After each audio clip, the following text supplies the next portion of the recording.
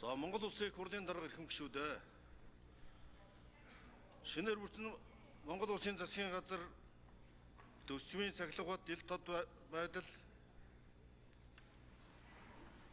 нэгдмэл байдлыг чанд захих, зардлаа танах, төрийн бүтцийг зэгцэлж цамхан чадварлаг болгон бэхжүүлэх, хариуцлагын тогтолцоог чангатахаас ажиллаа эхэлж холбогдох шийдвэрүүдийг гаргаж ажиллаж байна.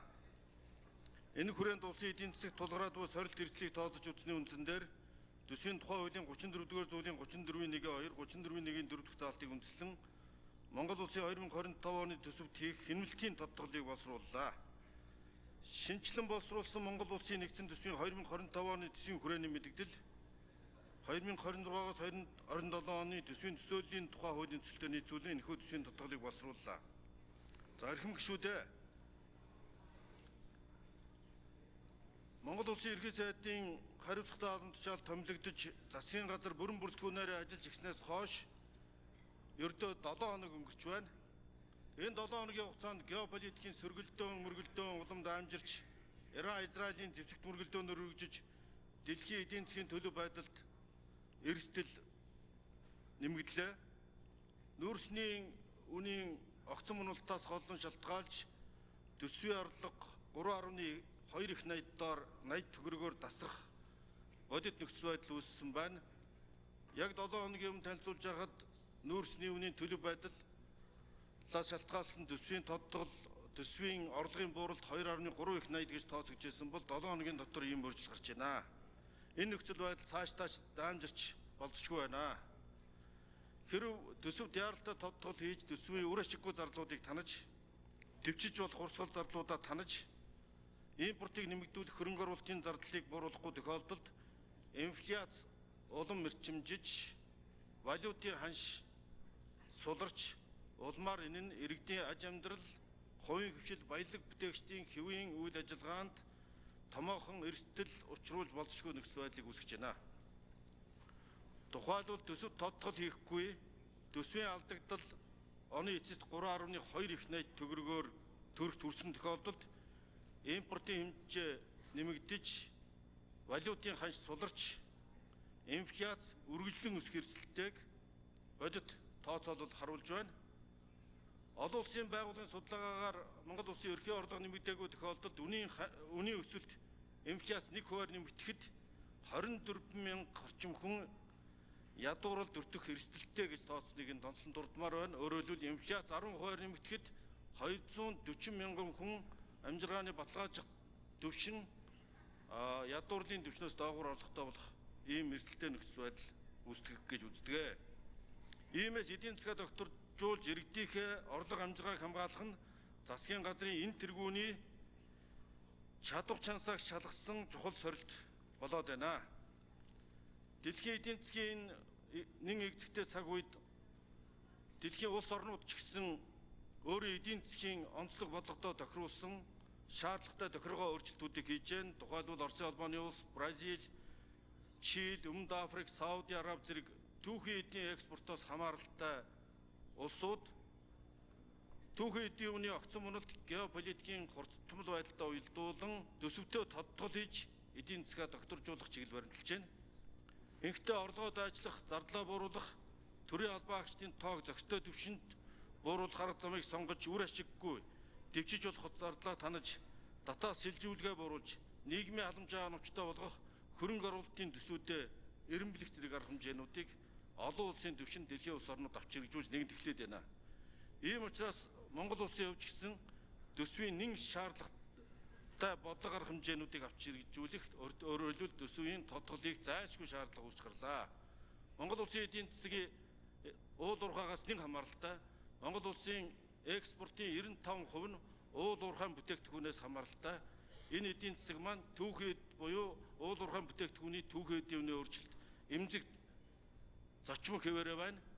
Бид эдийн засгаа солонгоруулах, экспортоо төрөлжүүлэх талаар олонтоо ярьж, халамжаас хөдөлмөрт, импортоос экспортод зэрэг олон ураа лоозон дэвшүүлдэг боловч уул уурхайн бүтээгдэхүүний өндөр мөчлөг дагсан бодлогын үед мөчлөг сөрсөн төсөв эдийн засгийн бодлого хөргөжүүлж энэ эдийн засгаа солонгоруулах талаар бодиттой арга хэмжээ хэрэгжүүлж чадахгүй байсан нь өнөөдрийн эдийн засгийн эмзэг байдлыг улам нэмэгдүүлж байна. Бидний хувьд нүүрсний экспорт үргэлжлэн буурах, шатхууны үн нэмэгдэх, төсвийн орлого тасалдах, гадаад валютын нөөц багасах зэрэг эрсдлийн түвшин энэ бүхнээс шалтгаалan эрс нэмэгдлээ. 2025 оны төсвийг баталж авах үед нүүрсний үнийг $105 төсөөлж байсан бол хөрш орнуудын аж үйлдвэрийн салбарын идэвхжил саарч нүүрсний үн өнөөдрийн байдлаар $40 буурч ойрын 1-2 жилдээ энэ түвшиндээ хадгалахыг олон улсын банк санхүүгийн байгууллагууд сануулж байна. Орос Украины дан Европ руу чиглэсэн манай худалдаа экспортын гацаа төвжирэл арилах нааштай хандлага ойрын үед ажиглагдахгүй байна. Ийм тодорхой бус нөхцөл байдалд монголчууд бид орлогоо дайшлах, зарлага дэвчих, болом нөөцөө дайжлахаас өөр гарц бидэнд байхгүй байна.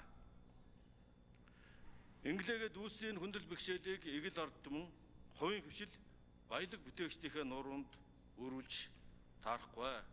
Ийм учраас үнийн эрс өсөлтийг бага боловч тодорхой хэмжээгээр аль болох ахиухан бууруулж ард иргэд хувийн хвшлийн нуруун дээр дарамт аль болох бага учруулах замыг сонгож Монгол улсын засгийн газар төр өөрөө бүсэд чангалах хувилбарыг сонгож байна.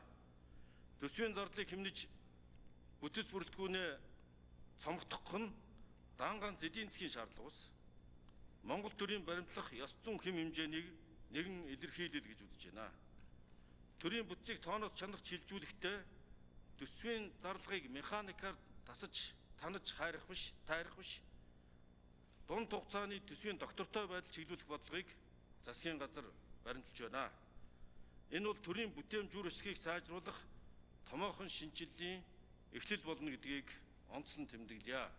Ингэснээрээ бид төрийн бүтээмжийн шинжилэл, төрийн чадамжийн шинжилгээг хэрэгжүүлж ард иргэддээ ээлтэй ойрхон тэднийгээ сонсдог, үйлчилдэг төр байх төрийн албаны шинжилгээг бас давхар хэрэгжүүлэхийг зорж байгаа гэдгээ бас онцлон тэмдэглэж байна.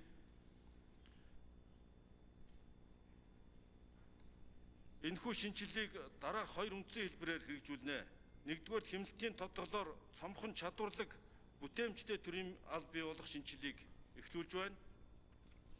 Монгол улсад төрийн албан хаагчдын тоо 2024 оны байдлаар 230 мянгад хүрсэн нь манай улсын нийт хүн амын 6.5%, ажиллах хүчний 16 орчим хувьтай тэнцэж байна.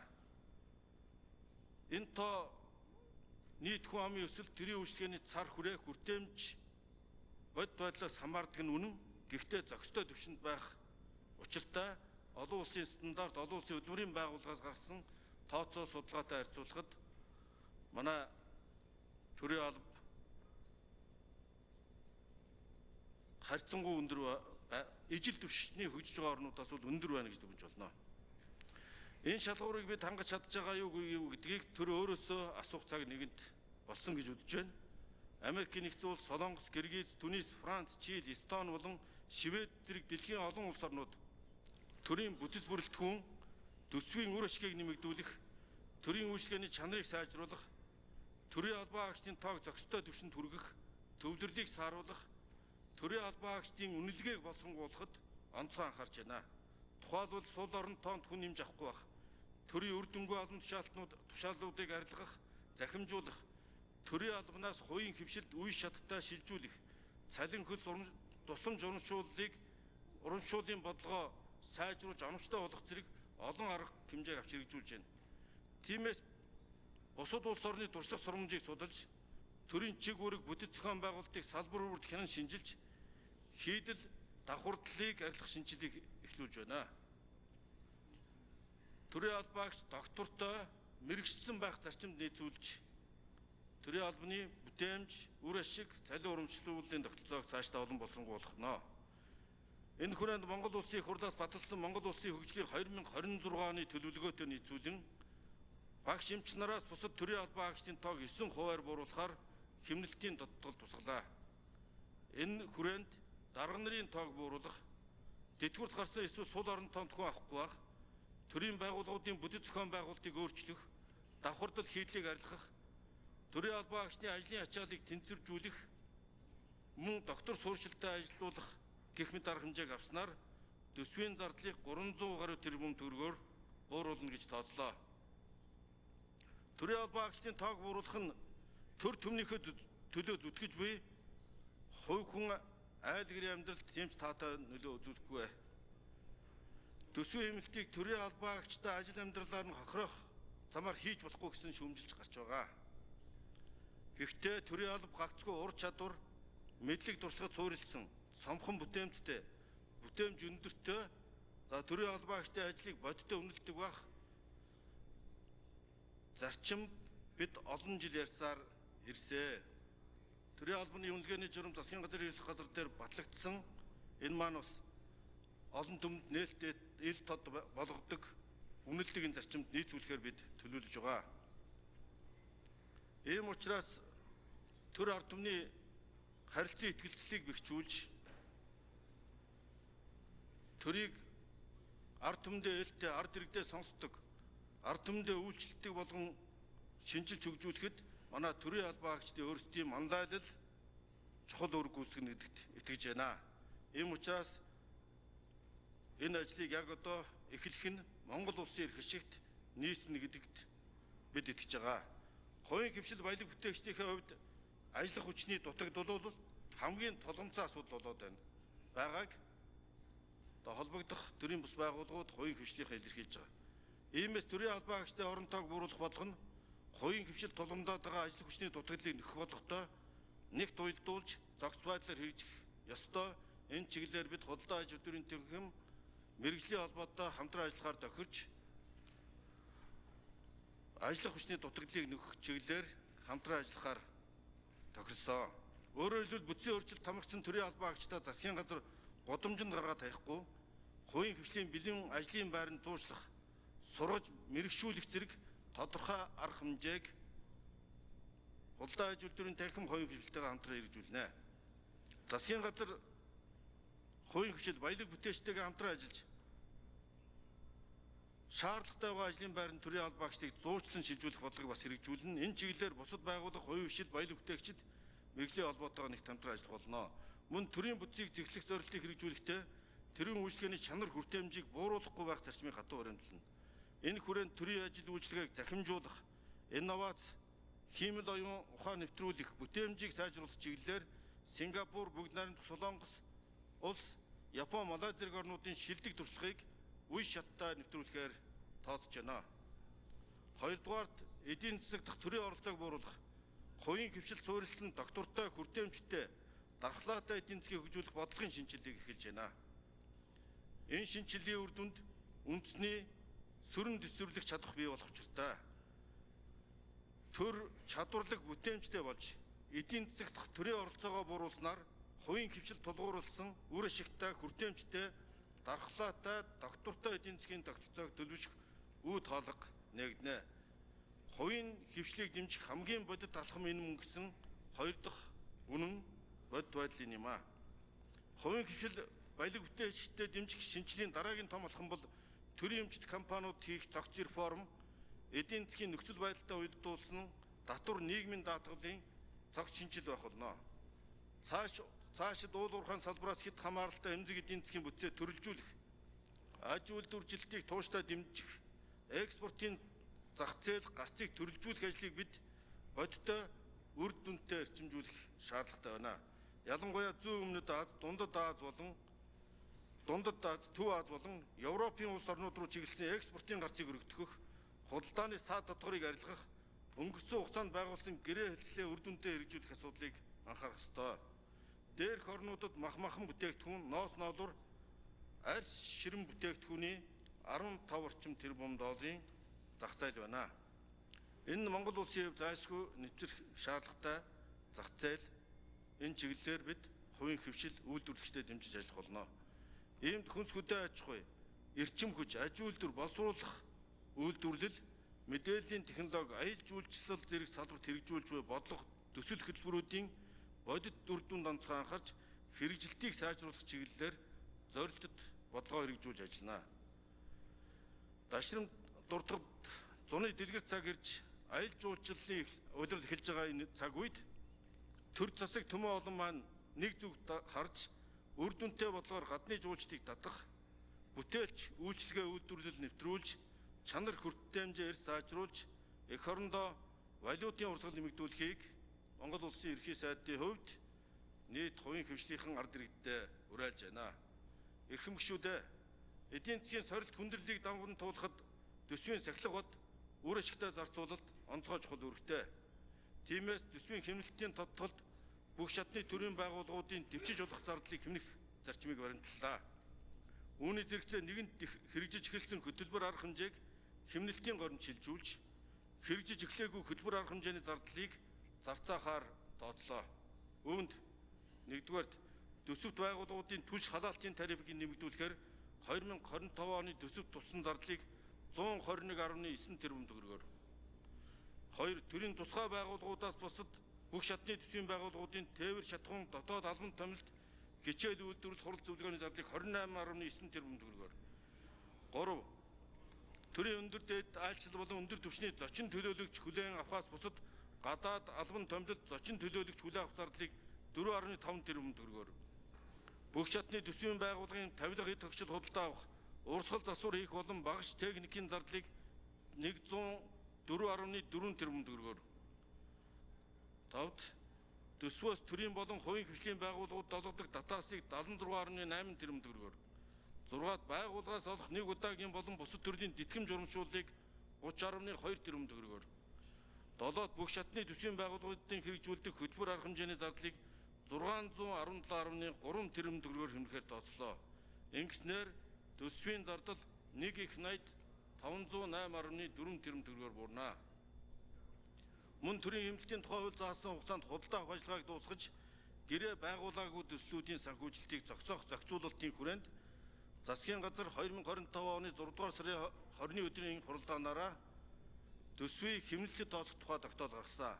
Энэ тогтоол туссан 535.9 тэрбум төгрөгийг нэмж тооцвол нийтдээ 2 их найд 44.2 тэрбум төгрөгөөр төсвийн зардлыг бууруулж байна. Мэдээж төсөв нэмэгдэх сайхан, зарцуулах сайхан, төсөв хэмнэх, зардал бууруулах хэцүү. Аливаа реформ тодорхой өвдөлт шок өгнө. Гэхдээ ингэхээс өөр аргагүй байгааг манай яам салбарууд, төрийн албаагчид ойлгож хүлээж авна гэж итгэж байна. Эрхэм гишүүдээ, хэмнэлтийн тодтол нь төсөв мөнгөний бодлогын уялдааг сайжруулж, төлбөрийн тэнцэлд учирж болшгүй дарамтыг 400-аас 500 сая доллараар бууруулж, Монгол төгрөгийн гадаад валютаа харьцах ханшийг тогтворжуулах, үнийн өсөлтийг саармагжуулах, валютын ханшийн өсөлтийг бас сааруулах, эдийн засгийн доктортой байдал, ард иргэдийн амжиргаа, баялаг бүтээгчдийн хэвийн үйл ажиллагаанд зохих эерэг нөлөө үзүүлнэ гэж итгэж байна. Энэхүү тодтол нь эдийн засгийг докторжуулж, дунд хугацаанд эдийн засаг доктортой өсөх суурийг дэлхийн зэрэгцээ, гадаад орчинд манай улсын нэр хүнд зээлч зэрэглийг хамгаалах, баталгаажуулахад давхар чиглэж байгааг онцлон тэмдэглэе. Ийхүү 2025 оны төсөв тодтол хийснээр нэгдсэн төсвийн тэнцвэржүүлсэн орлогыг 3 их найд 260 тэрбум төгрөгөөр бууруулж, 30 их найд 209.9 тэрбум төгрөг, нэгдсэн төсвийн нийт зарлагын хэмжээг 1 их найд 856.5 тэрбум төгрөгөөр бууруулж, 31 их найд 575.1 тэрбум төгрөгт хүргэж, нэгдсэн төсвийн тэнцвэржүүлсэн тэнцэл 1 их найд 365.2 тэрбум төгрөг буюу дотоодын нийт бүтээгдэхүүний 1.5% тэнцэх алдагтай болж байна. Эдгээр төсвийн үзүүлэлтүүд нь төсвийн доктортой байдлын тухай хуулийн 6 дугаар зүйл заасан төсвийн тусгай шаардлагуудыг бүрэн хангаж байгаа болно. Иймээс Монгол улсын 2025 оны төсвийн тухай хууль өөрчлөлт оруулах тухай, үндэсний баялагын сангийн 2025 оны төсвийн тухай хууль өөрчлөлт оруулах тухай, нийгмийн даатгалын сангийн 2025 оны төсвийн тухай хууль өөрчлөлт оруулах тухай, эрүүл мэндийн даатгалын сангийн 2025 оны төсвийн тухай хууль өөрчлөлт оруулах тухай хуулийн төсөл болон дагалдах хууль тогтоомжийн төслүүдийг хэлэлцэн шийдвэрлэж өгөхийг хүсье. Анхаарал тавьсанд баярлалаа.